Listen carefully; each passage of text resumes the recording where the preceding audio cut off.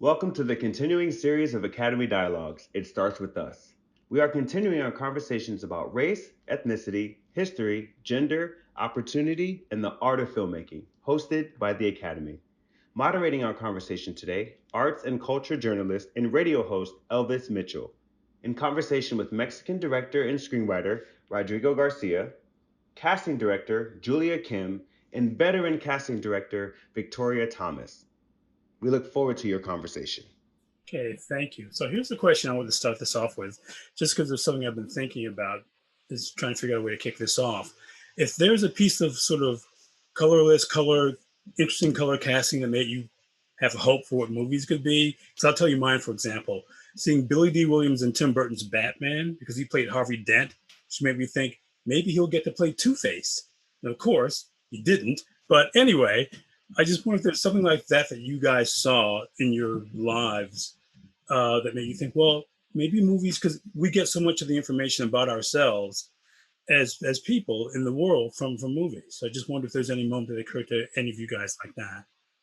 The most it was a film called Searching where John Cho played a father, and it had nothing to do with him playing an Asian character, but really just about a father whose concerns and worries about his daughter were common no matter what color you were. And that was a monumental moment to see that breakthrough occur in a major film. I think it might be obvious, but I mean, I guess I would just say Hamilton, where the diversification of that cast and obviously portraying white characters with, Puerto Ricans or black people, or whatever, it kind of brought a larger truth to what they were trying to do with the story of Hamilton anyway. Um, so it didn't feel so self-conscious to me because I think it was getting at a bigger truth about the creation of our country. So I mean that'd be kind of an obvious one for me. I think generally, you know, you're always very thankful to see people of color playing roles that are unexpected and that are not about the ethnicity itself. That don't have a. I mean, some movies, of course, speak about the ethnicity itself, uh, but just like Julia said, when a character is everything at the same time, I think to say colorblind casting, there's something imprecise about it because who you are, including your ethnicity and your color, always means something and will mean something to the character.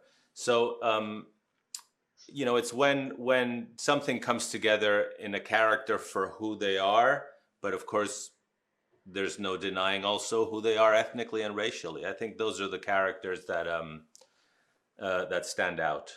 I can't give you examples because my brain is at that stage now. We'll move it off of that stage into another stage. But because what we're talking about and what you said so beautifully, Julia, is that and I think what you guys all want to do is create a tone where casting is subtext rather than text. So we see these things and the identifiers become the character as much as the ethnicity, right? Absolutely. Um, I think we're on that kind of trend anyways. I think we're seeing more and more of it, so it's really encouraging. But there's probably still more work to be done, and I'm sure we'll talk about it.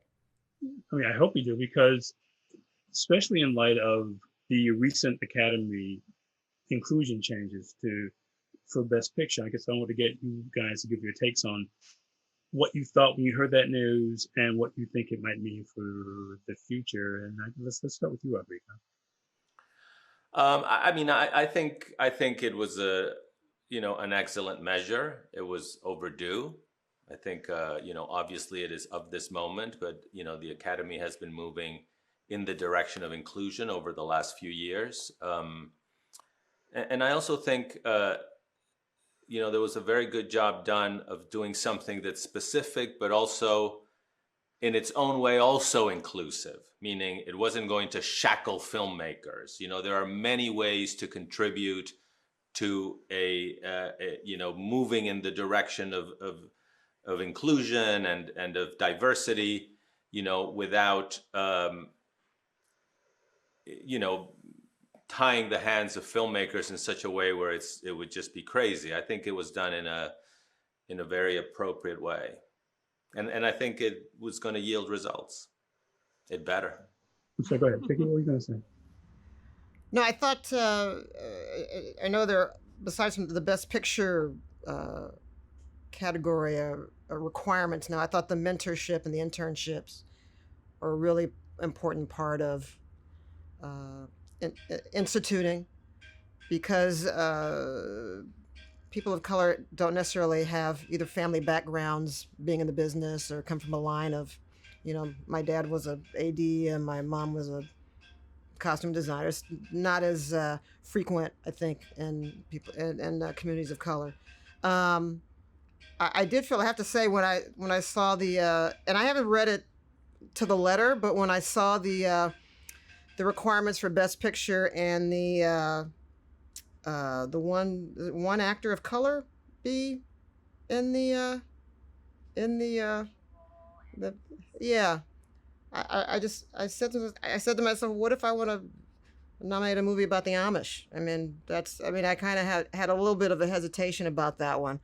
I can speak to that, Elvis, if I may, because I was, like you mentioned, I'm on the board, so I was, at least part of the final processes in that.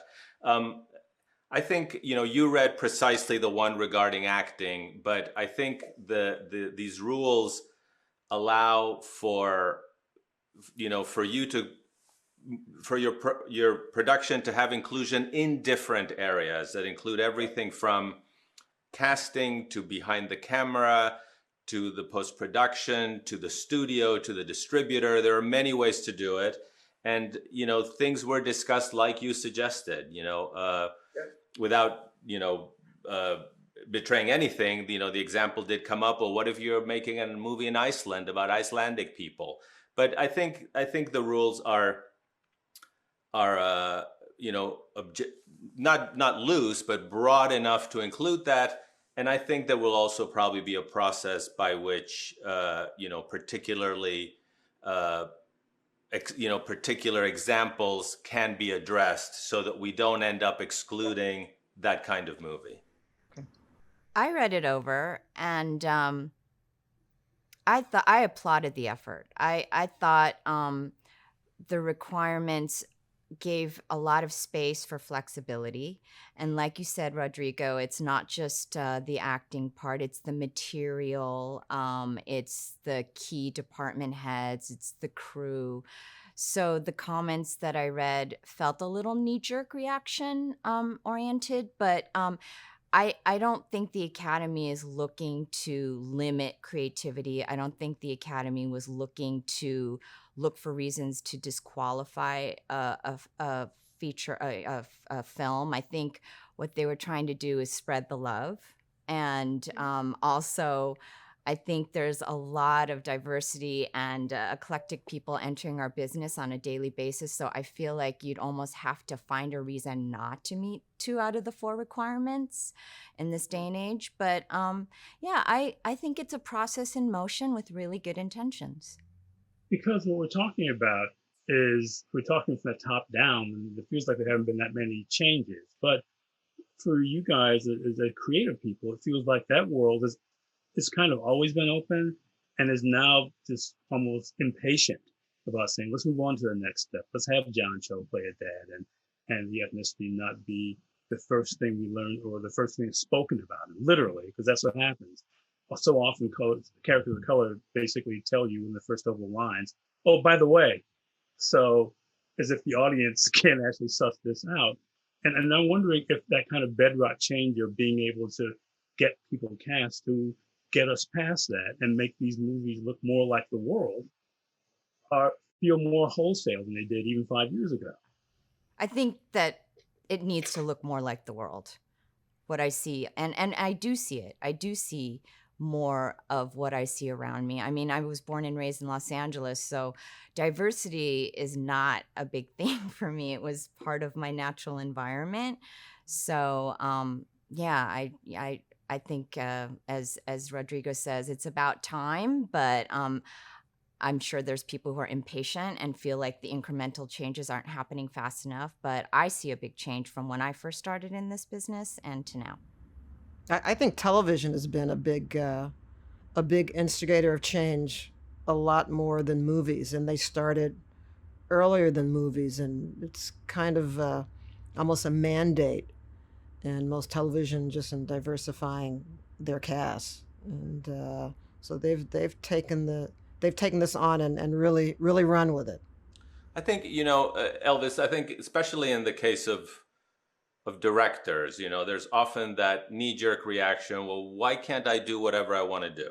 Why can't I use the people I want to use? I mean, that's just, the kind of thing that comes with the DNA of being a director. But again, I think, what I like about this, and I'm now speaking as a filmmaker, I'm not speaking as someone who, is on the Academy Board and had somewhat of a role in this. These rules are also an invitation for people to think differently. What if this character was Chinese? What if this character was this? It's a little bit.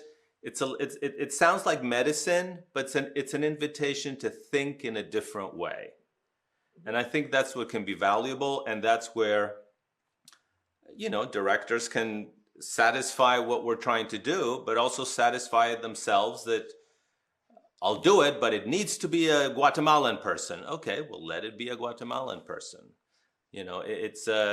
We have to find that middle ground between the creative impulse and the creative vision and what we're trying to do without, as Vicky suggested, making things impossible for filmmakers.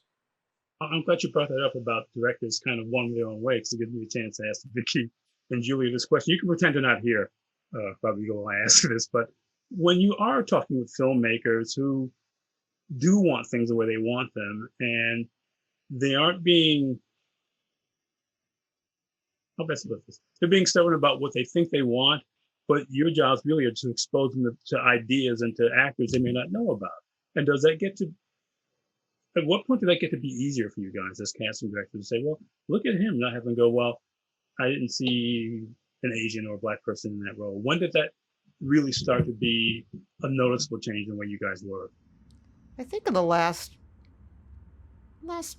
several years, it used to be, I think, a harder thing to change. I think back in the 2000s or the 90s, or back then. But and so, sometimes you have to kind of come through a side door with directors if they weren't thinking about a certain character being whatever, anything different than what they had fixed in their minds. You just kind of try to introduce someone, after they've seen several of the type that they're looking for. Maybe you kind of slip someone in and it's a little bit different, and they kind of get to hear it and, oh, okay, I didn't think about that. Or, just try to kind of go in a back door in a way, being respectful of, what they want, but also saying, but here's another way we could, possibly go.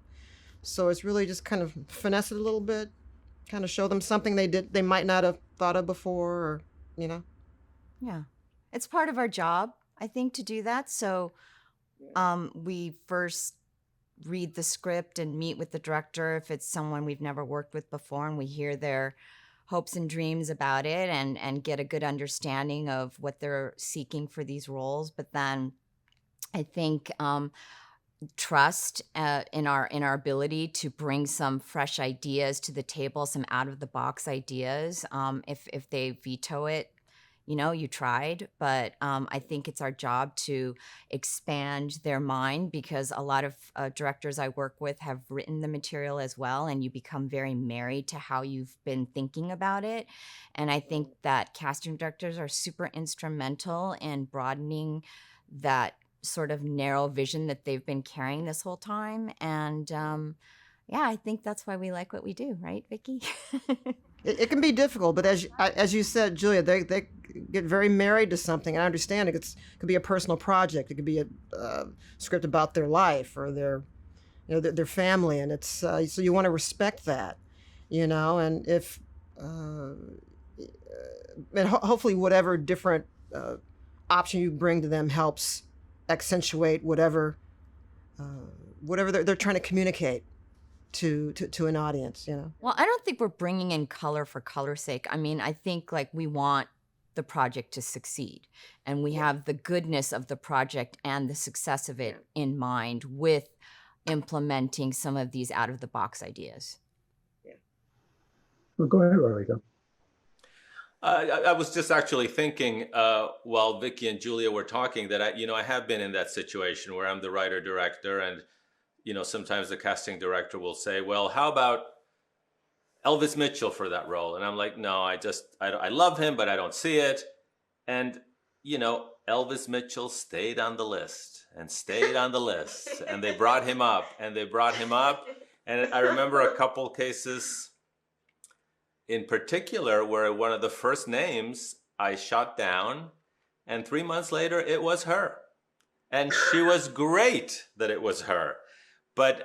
And this was on a pilot, not material I'd written, but that is where the strengths of being a director are so close to the weaknesses of being a director, the tunnel vision. And I think that's where your heads of department and of course casting is crucial. And yeah, I've seen that, those names just stay on the list and stay on the list. And one day you're like, okay, bring him in. Just so you know, I'm still waiting. But anyway, I was going to ask you guys, Vicky and Julia, if it is that much more difficult doing getting these kinds of changes or these kinds of ideas, like you were saying, for writer directors, or you were saying, Vicky, people who've lived with this thing and dreamed about it and been waiting for years and years, and just said, I wrote it with these people in mind, and sometimes, obviously, you guys show them, oh, well, that's a much more interesting way to go. But if the writer-director way tends to be that much harder than just working with somebody who's not a writer on the project and directing. No, they can rewrite it. They can go, wait, Eureka, you actually opened my eyes to something kind of different that I didn't think about. Let me rework that character to fit in this new introduction that you kind of presented to me. So there's advantages to working with writer-directors too. I think in some ways casting directors are like editors in the sense that they know their job is so much about process, meaning time. You cannot edit a movie in a week with 17 editors. You need the 17 weeks. And casting's the same. You need to sleep on it. Whoever excites you Monday doesn't excite you Thursday. And I think casting directors have that incredible patience and knowledge that time will tell. Yeah, very much so. Oh, because it's funny because you were saying that, Vicky, about certain kinds of projects demanding certain casts. I guess I just found myself thinking, is this going to feel like this new Best Picture thing? I've heard this phrase from any number of people so many times. I want to get behind it. People think it's the right idea, and certainly an idea whose time has long since come, but also just there's the artistic ideal that you can't force chemistry. And then people will resist for reasons that, whether they be valid or just kind of rationale because they want to stick their ground. I wonder about having those kinds of conversations with directors who say, well, it needs to be like this so it can feel like this.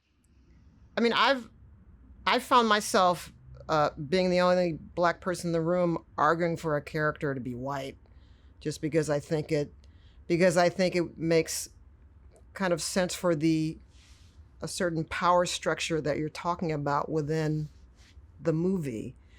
And I know I love the push for diversity. I'm all for it, but there are times when, I was arguing for the white guy, just because it really kind of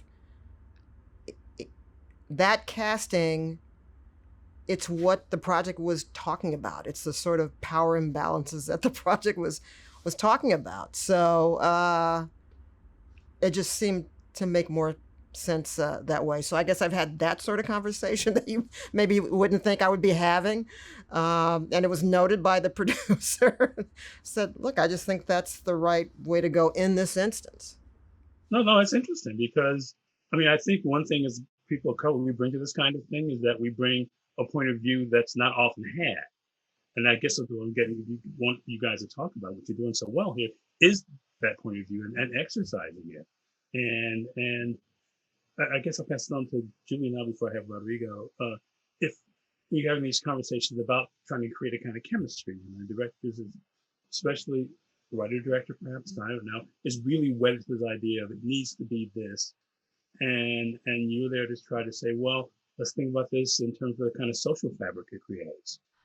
I don't cast a film for social, like, you know, I cast a film with the success of the story and the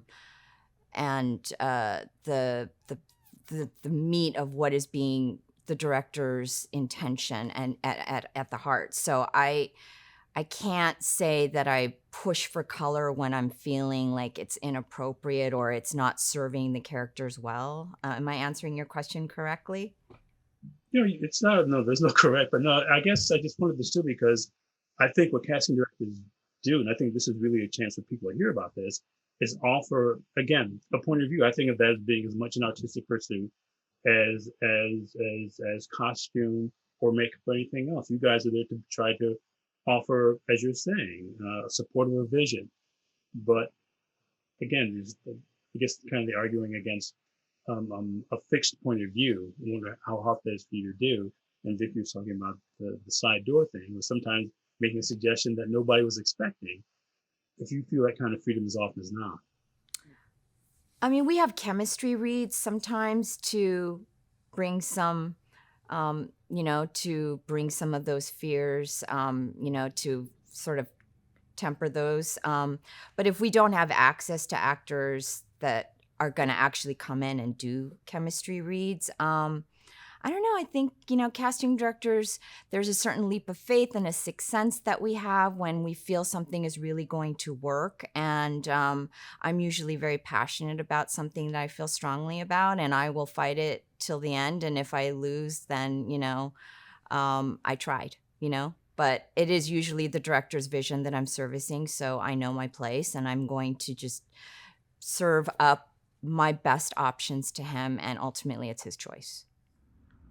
Although I do think things can get very, I think directors' lives when prepping a movie, being in the middle of pre-production, I mean, it's just very hectic. There's a lot of different questions coming at them, different departments pulling on them.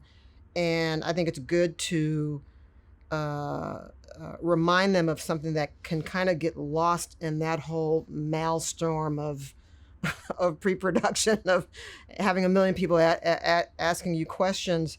If we could just help them keep their eye on the prize, so to speak. Like it can kind of be. I mean, just it's. I remember Michael Mann once said to me, I asked him how I was. He said, "I just want to take a mental diuretic, because there's just so much." Just he was in the midst of it all. And hopefully on some level, we, like every department head, can kind of just, while someone's, bouncing against all these walls, that we can just help remind them of what they were trying to achieve if it tends to go a little bit off course, or they need to remember. And I remember you said you wanted this for that, blah, blah, blah. Just try to be there to, like every other department head, to help refocus sometimes and re-remind. And I think, in the case of casting, because you are casting, reading many people for different roles, and like Vicky said, this is all interlaced with all the other things that you're doing. It's always good to have a casting director to tell you, everyone you've cast in the secondary professional roles is a woman in her 30s, or everyone you've cast in the medical professions is a Latino. So, again, a reminder of what the whole picture looks like, even beyond, obviously it's just a reminder, does what we're doing here reflect the world that the story takes place in, the world that you live in, the world that you want to reflect? And that doesn't mean you have to have a rainbow of colors, but I think that's where the casting director is crucial, reminding you of the lay of the land. This is where we are right now. This is where we are. This is what it looks like from an age, sex, sexual orientation, color, ethnicity, etc. Well, this actually brings me to a question I'm going to start with you with, and I'll switch you off these guys. Talk to me about your first conversation with a casting director on your first movie, and how your eyes are kind of open to exactly the things you're talking about. Well, I'm always playing you first. People are eager to ask the director for their idea, and I'm always to not give it. I'm always like, you read the script, you tell me, what did you think? And I want to hear that from casting directors and anyone in every department, including the actors. If an actor asks me, what's your script about? I would say, what do you think it's about? Here's the thing. I feel that all departments and all creative people, they work from their imagination, from their talent, from their experience. I'm always reluctant to say, sometimes a casting director will say to me right off the bat, in the ideal world, who would your ideal 3 actors be? And I'm like, no, let us surprise ourselves. You tell me, you know what I mean? It's like, I'm reluctant to say what I think. I'm reluctant to be trapped in my own thing. And listen, I see it not just with myself, but with, directors who are friends or directors that that I know, and including some of the greatest directors in the world. They had this idea, and then in the end, it wasn't the idea, and they were thrilled that it wasn't the idea. So it's, what do you think? Ends up being something that as a director, you should be asking a lot, I think, in my not so humble opinion. I like admitting to a lack of humility. That's always good. Let me ask you, do you know your first casting job and what that was like, and how you were able to sort of make breakthroughs, and what's that entailed for you? My first casting job was on a student film that became a feature film. And so I didn't kind of go through a traditional route. I didn't go through working for a casting director, being an assistant. And so I kind of, and my first film, I wouldn't really consider kind of being a part of the industry. It was just Hollywood. It was kind of an independent film that we all kind of, got together. Let's make a movie. And then somebody gave us more money to make it. Oh, we're making a feature, So it's kind of just thrown in the deep end of the pool and just learn to swim, Yeah, so it didn't really have anything to do with the business in a way. It kind of had to do more with film school and an independent group of people. And I just kind of went on instincts I'd had just watching tons of movies and television shows growing up, and kind of always taking note of actors and knowing which actors I liked, and not really planning to kind of do this job, but once it got thrown at me, it was a skill set that I kind of had and didn't quite know I had. So I had a sense of actors very early on that I saw growing up, and I just kind of referred to that in my first casting meeting and my first casting job. And it's not what you're saying is you kind of basically had an affinity for this that you didn't realize until you started doing it. Yes, I did. And I actually had an affinity for it growing up. I just wasn't being a casting director. I was being a movie addict and a television addict, and loving all the TV shows and the actors, and I just had an affinity for them. So yeah, I found out I had an affinity for it. Yeah. And Julie, what was your first job like, in your first conversation with a director about getting actors cast? The one I can recall, one of my early, doing it on my own jobs, It came with an actor that was somewhat established, attached, and that was thrilling. The filmmaker had nurtured his own relationship with an actor, and an independent film certainly can use all the help it can get. So to have an actor that other actors respected, I mean, he wasn't a household name, but he was a working actor and he was doing good work. And so it was Jeremy Sisto. And then through being able to promote and talk about the project with him on board already, it really helped. I realized how much it facilitated and attracted other actors that wanted to work with Jeremy. And so, talking to agents and having them tell you that their client is just coming out in something that's going to be huge, and it would be such a coup to have them in your film, and just kind of like seeing that it was a little bit of a selling relationship with the agent, with the reps and us, and being able to field all the different ideas being thrown. It was a really exciting and cool learning experience to be able to put the pieces together, and also to have all these names be thrown at you and to be able to say, they're not right. So that was kind of an interesting thing, to have these ideas and talent options, but to really service the story and work with the director and say, well, this big name was, pitched to us, but I don't think they're right. So that was kind of a interesting aspect to our job. How did it feel when you first said that, Julia? The first time you said it?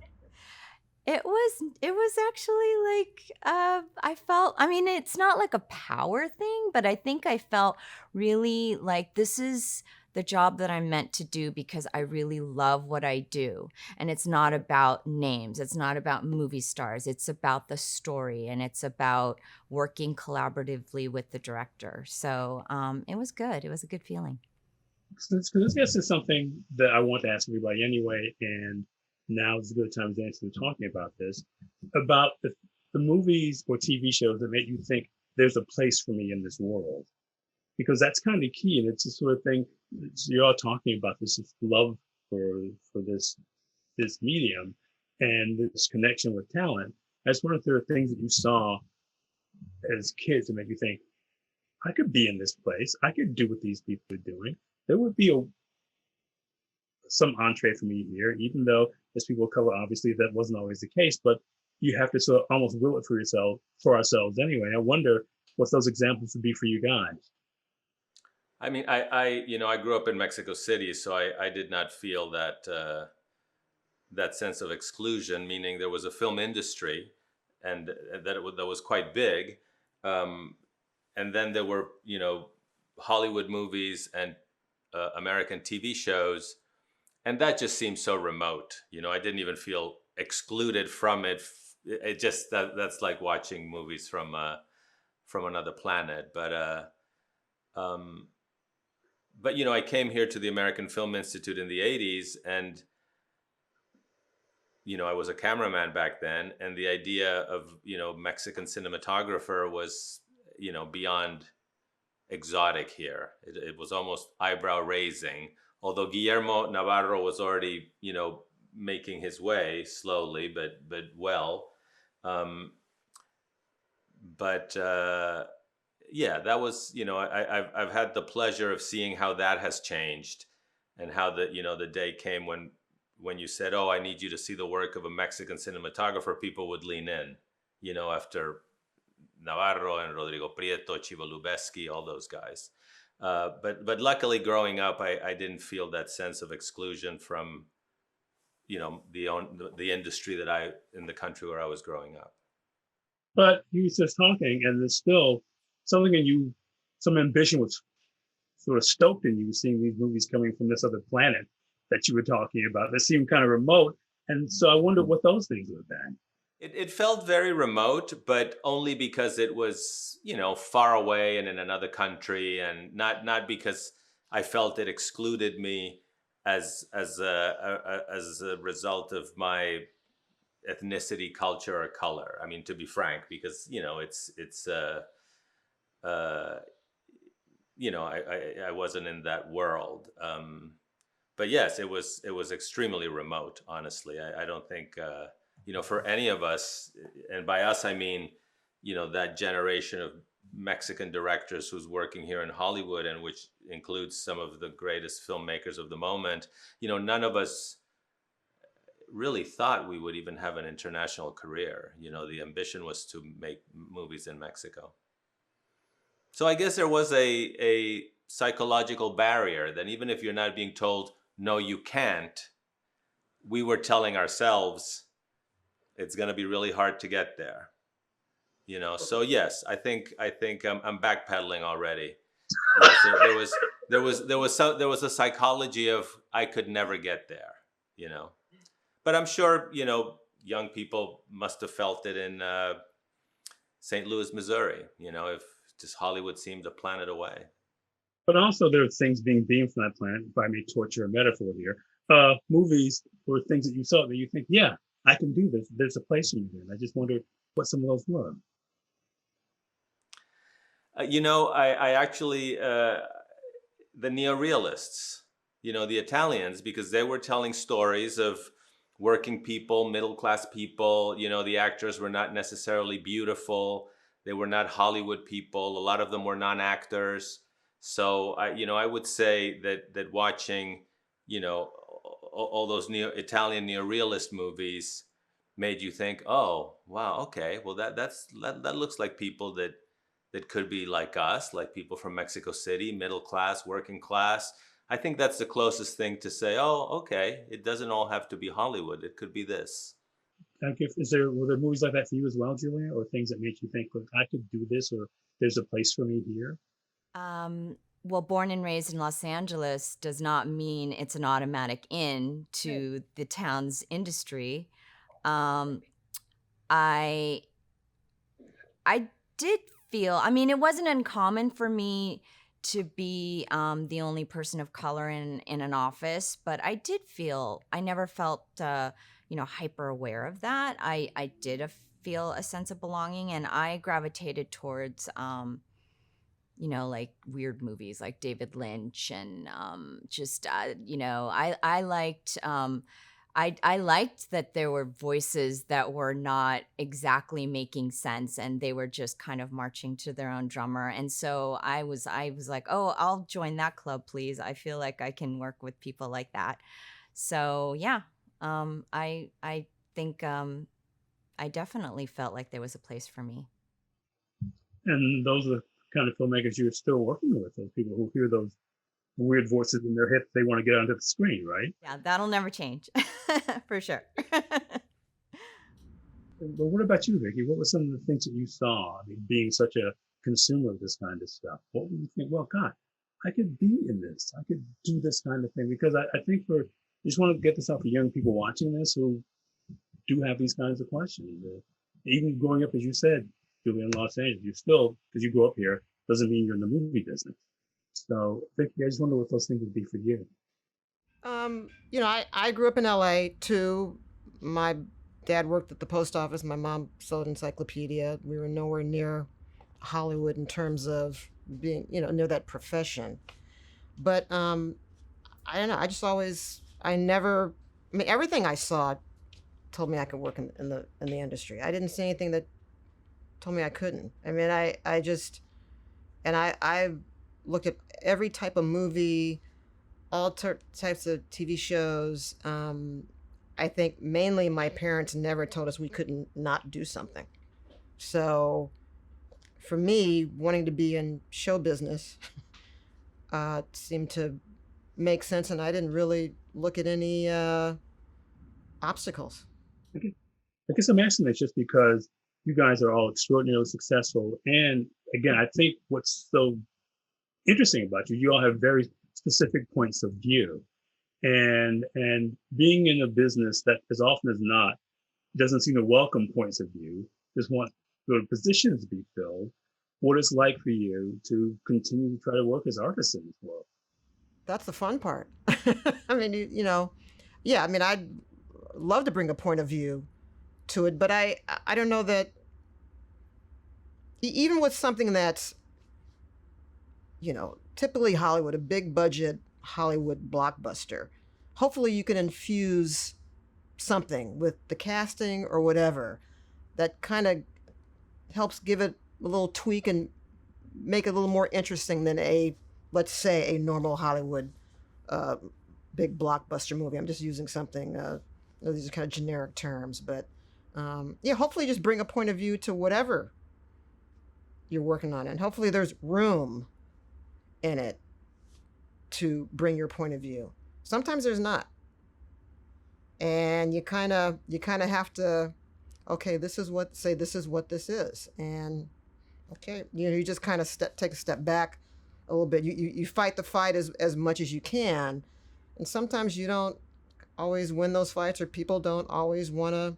They just want to kind of make the generic product in a way, So sometimes your point of view is appropriate to things, and it may be less appropriate to other things, if that makes any sense.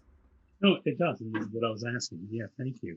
I wonder if that has that been the case for you ever, Rodrigo, where you felt that push forward?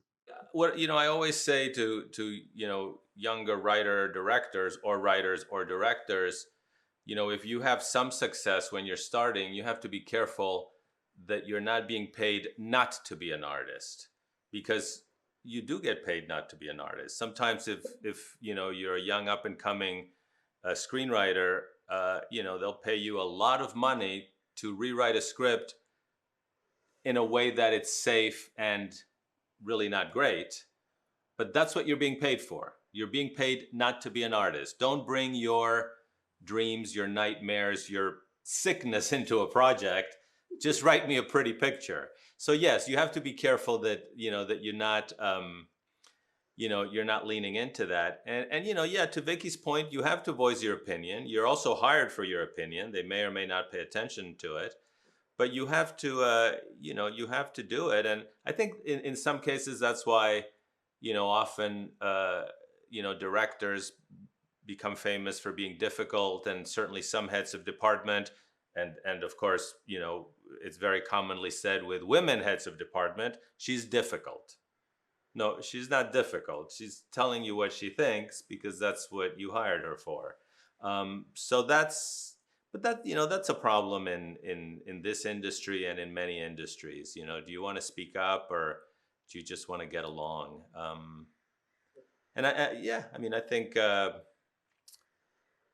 are directors who have never compromised, like David Lynch, for example, and all the power to him. But he, like Orson Welles and many other greats, found it increasingly difficult to make movies because they did not compromise. So it's also a life choice. What about for you, Julia? Have you been in these situations where you're trying to fight against the idea of it being a product, where you see something more in the material, and I just wonder how you deal with that? I've been fortunate to have very minimal experience with that. When a material is presented to me and I read a script, I spark to the ones that I can see myself contributing something artistic to it. I gravitate towards something that's unique, and I gravitate towards directors that have a collaborative spirit, that are open to me saying what I feel. And I haven't had a lot of experience where I had to fight. I've like I said, I haven't won every battle of a casting choice that I've presented, but I've had a lot of good fortune with the projects that I've worked on, and it's somewhat intentional. I have to love the material and feel like there's something I can add to what's already on the page. Was that the case of Last Black Man in San Francisco? Absolutely, yes. It's unique. It grabbed me from the start. The people behind it, I could tell they were so passionate about it, and it was super infectious. And I just really wanted to fulfill their vision to to make them happy, for sure. In a situation like that, is again, we're talking about, so for me, things you guys have in common is you guys tend to be really good at creating communities. And that San Francisco in that movie felt like a real place and not the real San Francisco, if you know what I mean. It felt it's its own thing. And I've got to think that idea of creating a world that feels lived in but distinctive is what you want to do. Yeah, I really credit those guys. There's really not an inauthentic beat. Maybe there had to be for some, Danny Glover, even, he's a commercial actor, and sometimes I'm not always keen on having someone well-known play a character because it might take you out of the story, and then the authenticness of the story is it suffers a little bit. But he's from the Bay Area.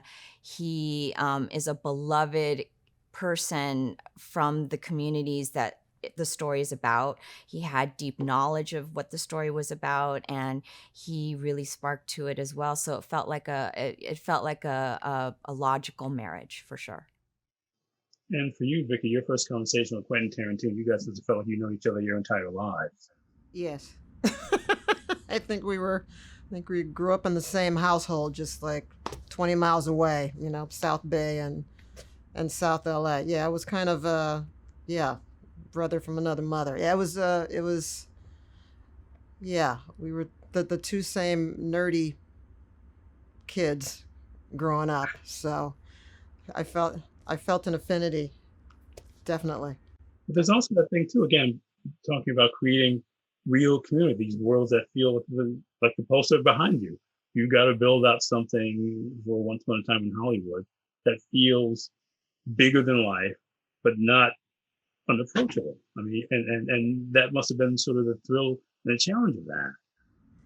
Yeah, I mean, I grew up in LA, going to Hollywood Boulevard, taking the bus, or my dad would drop me and my friends off, or I remember the events of the movie happening. It's just one I wanted to really get right, kind of, and yeah, it's kind of heightened but very realistic at the same time, and yeah, it was just that was a special one. I have a girlfriend that worked with him at the video store that he worked at. He knew every title. He knew every shelf. That's what she told me. Yeah. But I mean, this is too, and this is for you too, Rodrigo. I mean, this idea of creating something that feels real and bigger than life, because so often movies tend to be there's these divided things, either one or the other. And I think that the kind of specificity that kind of creation demands is something you saw in those neo-realists, and something that you want to bring to the screen as well, isn't it? Yeah, I mean, especially if you're making, contemporary, realistic, psychological dramas. How do you give it some pop without it turning into something that it's not? Not too flat, not too poppy. I mean, I'd say a movie like, is it The Farewell, the one of the dying grandmother? I don't want to get, yes. Yeah.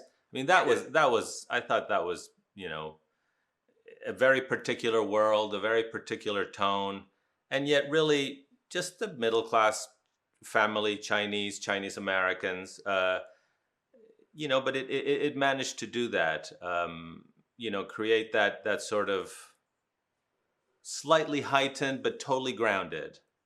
I think casting can do that. It's always tricky because like Julia said, it's, you're always scared. Oh, can I mix this star with these mortals? Is there going to be glue? But, there's also a reason why stars are stars, is because they are great actors and they fit in beautifully into movies. I mean, it's, I've been in that situation, fortunately, where I'm like, no, that's I can't mix, these two new people with this, but it works.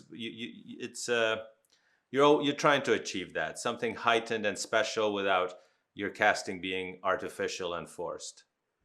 I think that's a constant battle. I think that's a constant, whether you're mixing, known, lesser knowns and well known people. It's just, yeah, you're always you want to walk that fine line, and I don't think that ever goes away for a casting director, no matter how long you cast.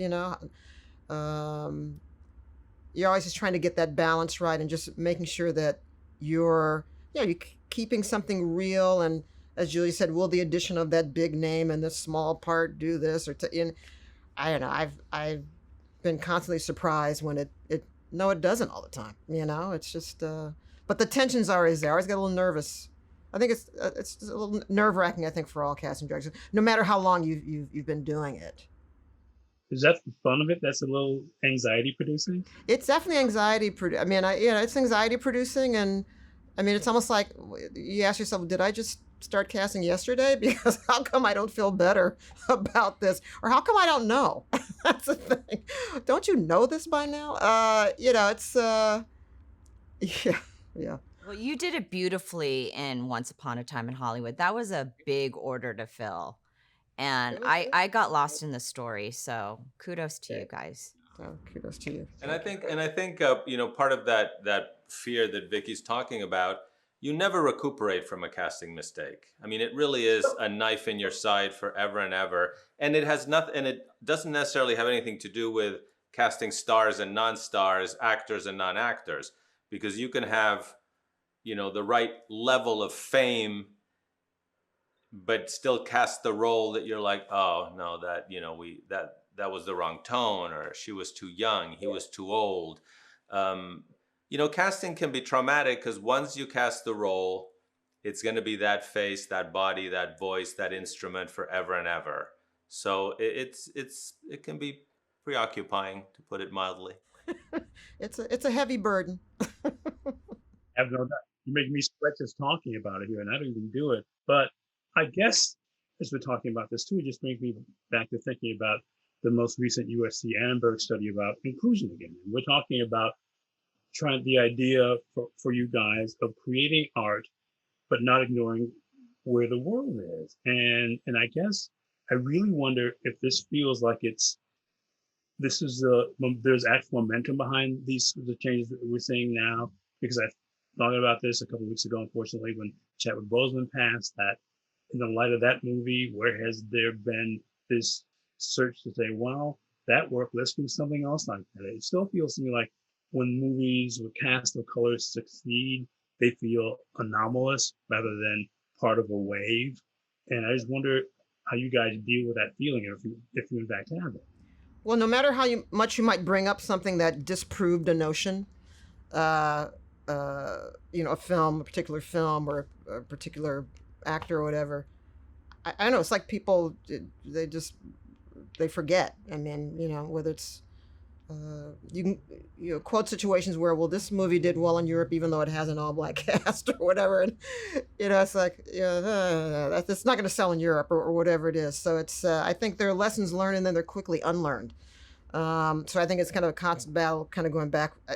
You just need another example and another example and another example till maybe something will stick. But I don't think that's always the case. So it's an ongoing thing. I mean, it's easy right now to say that, what the Academy has done is in a moment of, just to put an example, it's in a moment of Black Lives Matter, but not really. I mean, it's been 5, 6, 7 years since the Academy has, started its inclusion with membership and stuff, because it is an ongoing thing. I mean, the idea that one thing is going to solve it, the civil rights was, 50 years ago plus. So, it's ongoing, and, pay attention, because it's not just what the Academy is asking you to do, but, don't be on the wrong side of history. very true. Julie, do you have any thoughts about that too? I just wonder what it feels like to you. Well, I don't know how. I mean, the survey was a large span. I think it was like from 2007 to recently, and I don't really agree with that survey because I see the changes around me. having just watched the US Open and seeing, Naomi Osaka win, a biracial woman representing Japan and happens to live in LA. And of course, Serena opened the doors, and that was like 29 years ago. It's a predominantly white sport, and now there's so much color. I think that I see it happening, and I poo-poo the naysayers. I think that I see representation on screen, and I do think there's more work to be done, but I think we're headed in the right direction. And I do think things like the Academy's requirements hold us accountable, keep the conversation going, and panels like this keep the conversation going, and that's all a good thing. Well, that's probably a great point to end on. Let me thank you guys so much for doing this. I could really talk about this for a whole lot longer, but nobody's here to see me. Thank you guys so much. Thanks, Elvis. Hi, I'm Julia Kim. Thank you for watching our Academy Dialogues conversation. Check out previous discussions and subscribe to the Oscars channel for more videos.